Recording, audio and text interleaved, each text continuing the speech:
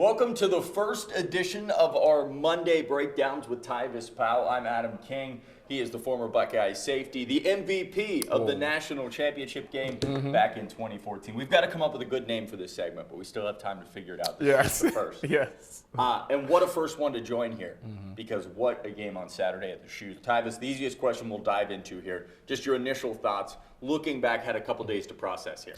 Well, first of all, I was very happy with the atmosphere. I know that was been a big thing with Ross Bjork this year, is trying to figure out how he can get that atmosphere good. I don't think he has to worry about that when you're going up against a team like Texas. So I love that the fans came out there and was loud and proud, waving their towels and all for the team. When I looked at the defense, though, I think that's the big takeaway from this game was how well this defense played. Matt Patricia, you on your way, man. I'm gonna just tell you, you are on your way. The things that you dialed up, the way you disguised these coverages, the way he was using his pieces was masterclass. Made Arch look like a very average quarterback, and I really applaud that performance. So I talked to Matt Patricia well before the game, and I said, how much are you going to be able to scheme versus just trying to kind of get the guys out there and in the right position? He said, well, it's going to look a little clunky. And I said, after the game, clunky, that was beautiful. There was no clunkiness about that. That was one of the greatest first games in the history of a defensive coordinator. Yep. I mean, we know how good Sark is. Sark's known for his 15-play script or so to start a game. That did not exist in this game. I genuinely believe it, and you can dive us more into this. You played the positions, but just the looks that he was throwing at Arch Manning, people are really hard on Arch Manning right now. They are. But I mean, he had no idea what was coming until he snapped the football. Yeah. That's the ultimate dream as a defensive coordinator. Do you think this was more of the defense causing Arch headaches, or do you think that Arch also really struggled? I think it's a little bit of a combination of both. I think that when you look at what the defense was doing, like, for example, they had two players that I thought were perfect in disguise. You got Caleb Downs and you got Arvell Reese. Those two guys, on paper, Arvell is the will linebacker, Caleb Downs is the strong safety, on paper. But when you watched them in this game, what they were doing was Caleb Downs played a lot of linebacker. Arvell Reese played a lot of defensive end. So when you come out as a quarterback, you're taught, hey, I'm going to look for Caleb Downs, because the boundary safety typically tells you what coverage they're in. If he rolls down, it's some type of cover 1 or cover 3. If he stays high, you got 2 on the roof. Now you're thinking cover 2 or 2-man, right?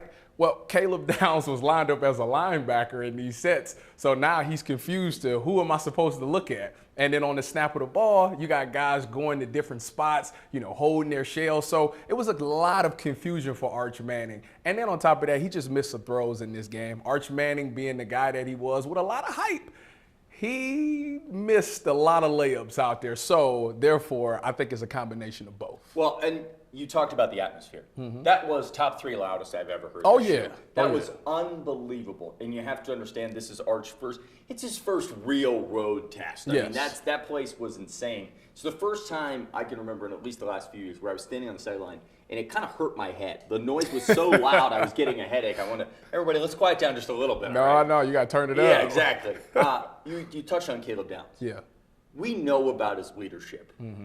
But it was really interesting to watch him out there just position guys. Yes. I mean, there were points where I was just in awe, where everybody's looking around, biggest plays of the game. Take that Texas drive there at the end. And Caleb is just straight up moving guys, telling him, you go here, you stand here. How crucial is that for this defense? And is that why he's one of the best defenders in the country? Yeah, I think that he's essentially a coach on the field. Like, when you go out there and you study tape and you're as smart as Caleb Downs is, I'll give you an example. It was a play that they called where they had Caleb Downs playing a flat player, right? And they were in cover 3, and they gave this shell like it was cover 3. What Caleb Downs did before the play was he told Arch Manning, if this guy runs this over route, I'm going to take it. He did that by opening up and like looking at the over. So Arch Manning seen that and said, okay, he's going to be the hook player on this play. What Arch Manning didn't realize till the snap was Caleb Downs actually had the flats. The person that had the hook was actually a defensive end that was dropping back.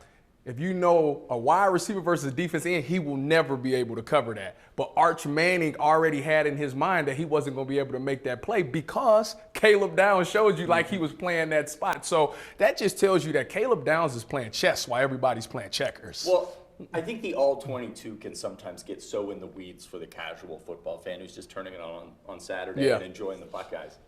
But man, it's fun to watch. Oh my goodness. You see 8 guys line up on the line, they snap the ball, and they all run in different directions, drop back into coverage. There's nothing that Arch Manning can do in that moment. He's only got, at most, 3 seconds to process all this and pick his guy. So we talk, a remarkable defensive performance. Going against, I'm a little frustrated, and this is a good transition, with the national perspective right now, which seems to be that Ohio State didn't play a great game, Texas played a bad one. And that's about ridiculous. I understand Arch Manning missed some throws. The sidearm throw to Wingo was a bad throw. It was interesting. Especially when you got to have it on fourth down. There were so many times that they made life so tough on Texas. Defensive line play, what they did was they were running things called what we call a simulated pressure. So what's a simulated pressure? Simulated pressure is when you got 6 to 7 guys lined up on the line of scrimmage. So when you do that, the offensive line already has to adjust. Okay, I have to automatically assume that they're bringing 6 or 7. So if they do, this is how we have to block it up. Once the ball is snapped, technically you can only send, sometimes you only send 3, sometimes you only send 4. And if that's the case, the line is so confused because they have no idea who's coming, and that's how guys was getting left open or getting unblocked. So Arvell Reese actually had something they called a coffee break stunt. What that is he was lined up on the line of scrimmage. When the ball was snapped, he popped out like he was going into coverage, and then he blitzed. So what that did was the offensive lineman thought, oh, he's popping out, I'm not worried about him. They're going to go for the next assignment. He becomes scot-free, makes a guy miss, and he makes the big play in that game to get the sack on Arch Manning. So that type of thing like that's Matt Patricia scheming up things and just causing a lot of confusion for an offense. Well, and I think you perfectly, we'll put a bow on the defense here with that, because you look at C.J. Hicks. Everybody wanted to talk about, well, the lineman just didn't block it. That's because of what they schemed up. The lineman didn't know where he was supposed to turn. So you've got C.J. Hicks running free on that 4th and 6 and ending up with Caleb Downs holding the guy just short. Perfect defense. Don't get me wrong. I watched the tape. It's little minor things that they can clean up, very minor, that could lead to potential things, but I think they'll do a really good job of that. It really has to do with leveraging. I don't want to go into all of that right now, but a little bit of leverage issues that could be something in the future if they don't clean it up. And they were playing the #1 team in the country. Correct. On the other side of the ball, Julian Sayin.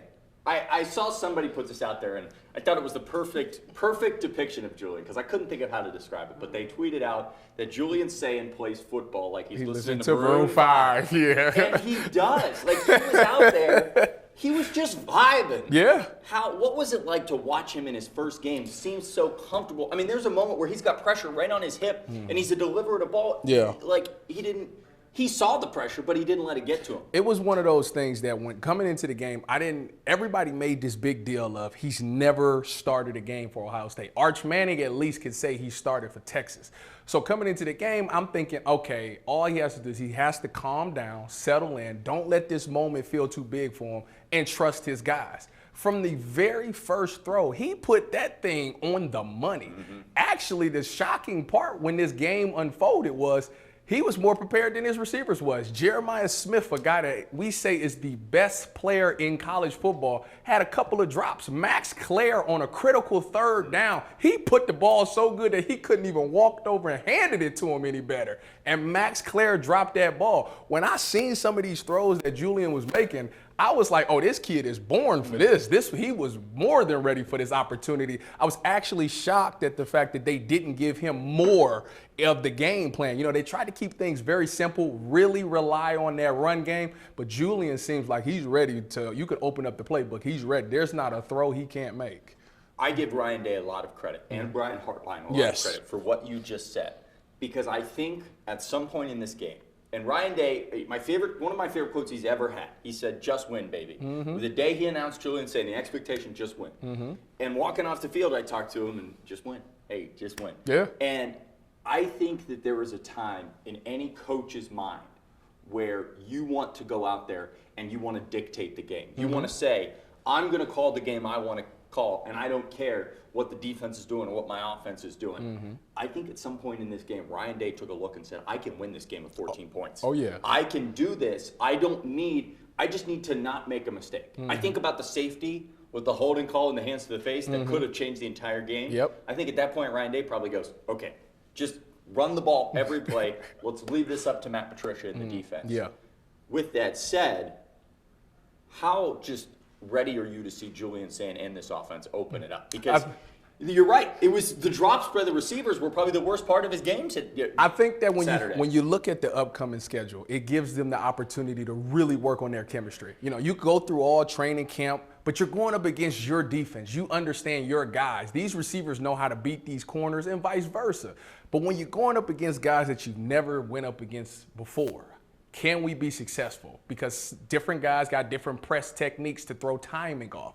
So this upcoming week against Grambling State, against OU, those are the chances to open up that playbook and see what is our timing going to be like. What can he handle? Can we give him a bunch? Because let's be frank, there's the talent-wise, Ohio State should be winning these games by a large margin. So these are the times where you prepare. You can even sprinkle some team up north things in there to work on as well. Urban taught me that he did that back when we played. So because he worked on it every single day. Yeah, he worked on it every week at some point. He said when we were going against lesser opponents, he would sprinkle some team up north stuff in there. So, you know, for Ryan Day and Julian Sayin, this is the time to open up that playbook, see things they can handle, test things out with your receivers and Julian Sayin in this chemistry. I had somebody tell me, you seem overly confident about this Buckeye team. What are their concerns? And I said, every team has their concerns. You mentioned it on defense. But they beat the #1 team in the country. Yes. And they look really good doing it. Where is the one area that you want to see the most growth as we move to Grambling State and kind of the Buckeyes get a couple? This is the first non-AP top 25 team other than Michigan. You got to go back to when they played at Wrigley against Northwestern. Yeah. So they finally get to take a deep breath for the first time in forever. Well, when I look at this team, the only question coming out of that game that maybe I had a concern about is, can they win a game with just purely rushing attack? Because last year I thought that they could beat you anyway. That's what made the Buckeyes so special. With Travion and Quinshon, those two guys can absolutely take over the game, and you can't stop them in the run game. When I look at this team now, we spend so much talking about Jeremiah Smith, Julian Sayin.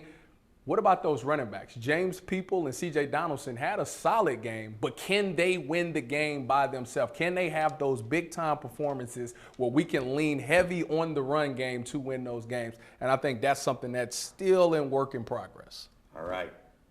What are you most excited to see now that they're going up against Grambling? I mean, it feels like we just get to watch this team. I mean, they're going to win 70-5. We know. Well, see, when you think about something like that, the things that I'm excited for is I want to see Tavian St. Clair maybe get an opportunity. Yeah. Bo Jackson, a guy that I've been ranting and raving about in a running back. He didn't get a chance to play against Texas.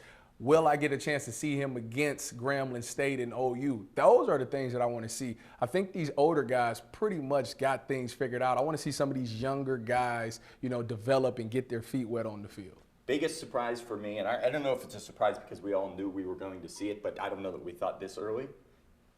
Devin Sanchez on the field on that 4th down play. Yeah. He played a lot. It was pretty impressive. Excited to see his growth over the next couple weeks. Then they got to go to Washington. I mean, I don't want to skip over Grambling State and OU, but I think we can. No. We're going to take this thing one game at a time. We're not looking over anybody. Yeah, one game at a time. We're not looking It's a long season, Adam. We got a lot of time. You're right. It is a long season. And every Monday, you can join Tyvis Powell and I on 10 TV plus 97.1 The Fan and 10 TV to break down, give our biggest thoughts from Saturday's game, and look ahead from what's to come. And leave us a comment if you're on YouTube. We need a name. We do got to come up with a name. Yes. So if you got one, send it on Twitter, send us an email, or leave it in the comments. We can come up with a good name for this segment. Tyvis is the best in the business. I'm Adam K. Thanks for watching.